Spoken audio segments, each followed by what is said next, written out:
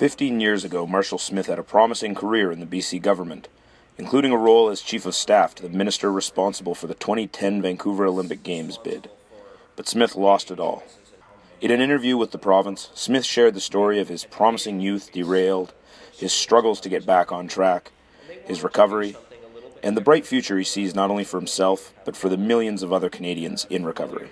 I had a tremendous struggle with alcohol and was able to keep that fairly under control until mid-2004 when my alcoholism and addiction actually turned into a cocaine problem and methamphetamine and other substances.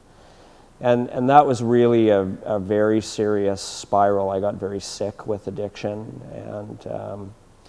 and that process saw a pretty rapid transformation in my life.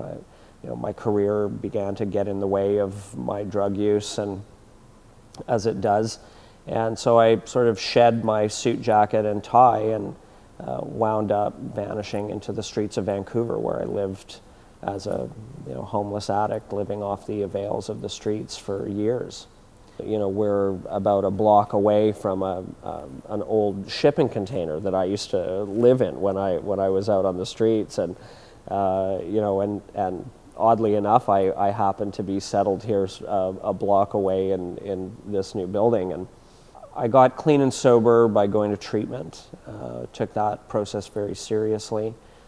And after treatment, continued to support my recovery, found this phenomenal world called recovery. It's been about 8.5 years of recovery and sobriety since then.